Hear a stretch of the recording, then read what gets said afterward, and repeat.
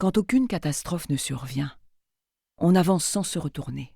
On fixe la ligne d'horizon, droit devant. Quand un drame surgit, on rebrousse chemin, on revient hanter les lieux, on procède à la reconstitution. On veut comprendre l'origine de chaque geste, chaque décision. On rembobine 100 fois. On devient le spécialiste du cause à effet. On traque, on dissèque, on autopsie. On veut tout savoir de la nature humaine, des ressorts intimes et collectifs qui font que ce qui arrive, arrive.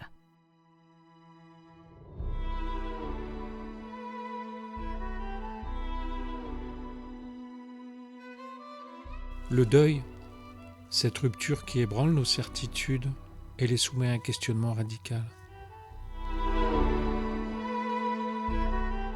Perdre un proche, c'est se cogner à la fragilité de la vie, à l'absurdité de la mort, aux valeurs qui portaient notre existence.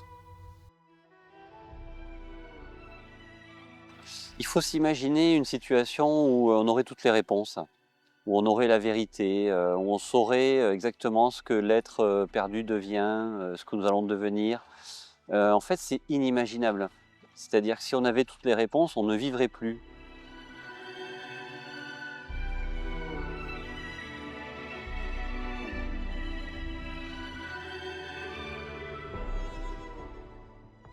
Il n'y aurait plus de sens à notre vie.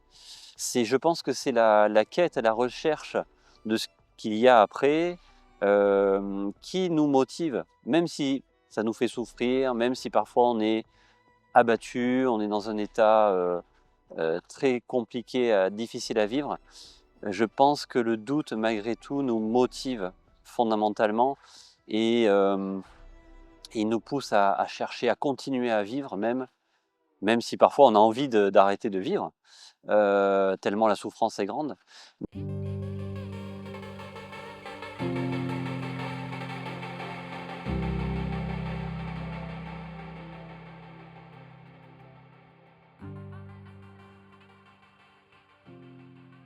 En fait, le deuil, c'est ça, c'est se poser plein de questions. C'est un C'est-à-dire, vertige, c'est un vertige, c'est une phase de tourment. on parle de vertige métaphysique d'ailleurs. Voilà, on parle de vertige métaphysique et donc c'est une phase de doute. On ne sait plus trop où on en est, on ne sait plus quel est le sens de la vie, on est voilà, tourmenté, on est affligé, on est dans une phase compliquée et précisément, c'est là que, des réponses ou des débuts de réponses peuvent, venir. C'est là que l'intuition se développe, c'est là que, voilà, des débuts de réponses, comme je disais, peuvent surgir et donc cette phase de doute, elle est, le germe de quelque chose de nouveau. L'aventure humaine et le sens de la vie germent à partir du doute, qui est quelque chose d'indistinct, d'indifférencié, de tourmenté, de trouble, mais qui comporte en lui un potentiel de construction ou de reconstruction.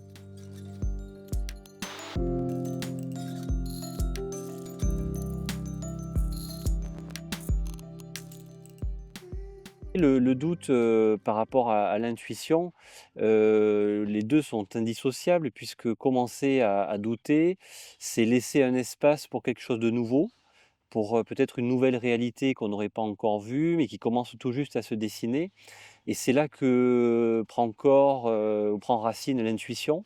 L'intuition peut se développer sur des phases, de doute, sur des phases d'instabilité, je dirais. L'intuition, c'est, des évidences, des idées qui peuvent surgir, des idées nouvelles, par-delà les certitudes, ou les évidences, les fausses évidences ou même les illusions qu'on pouvait avoir.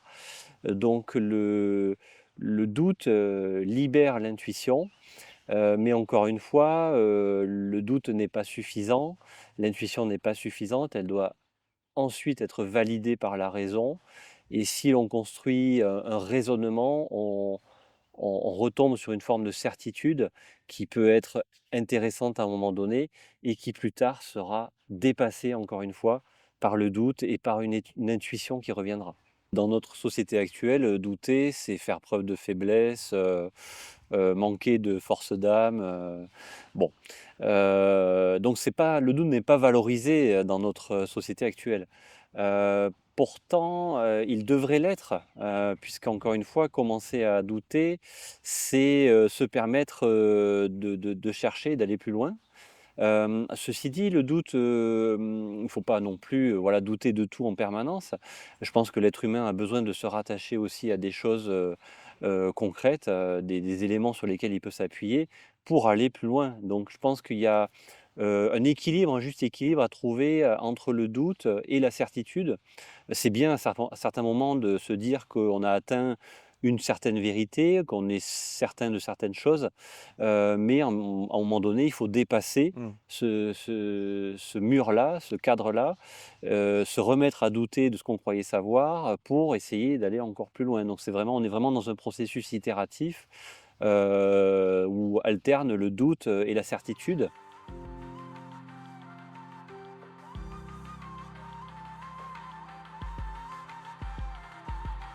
Il y a vraiment une ambivalence du doute, en spiritualité, c'est-à-dire que le doute, dans certaines traditions spirituelles est destructeur. Par exemple, le doute en méditation dans le bouddhisme, c'est plutôt négatif. Ouais. Ça empêche d'accéder à la vision claire, à la paix, à la sérénité. Et en même temps, le doute, c'est, dans beaucoup de traditions philosophiques ou spirituelles, c'est fondateur. C'est là que naît en réalité le véritable questionnement et la véritable aventure spirituelle. Donc il y a vraiment une ambivalence. C'est l'histoire de notre vie en réalité, où on a des phases de doute qui sont souvent des phases un peu compliquées, un peu troublées, des phases d'affliction, des phases de deuil aussi, des phases de changement. Et puis on a des phases de certitude où on se sent plutôt bien, confortable, ancré. Mais je dirais que, i plutôt que de juger en bien ou en mal l'un ou l'autre, il faut, accepter le fait qu'il y ait ces phases qui alternent et c'est ça qui nous construit. En réalité, les certitudes se fondent sur le doute en Mmh, réalité mmh mh. et le doute, naît aussi des certitudes trop marquées que l'on peut avoir à certains moments. Donc il faut accepter les 2 et observer aussi ce processus, général d'itération entre doute et certitude, qui nous caractérise et qui est normal.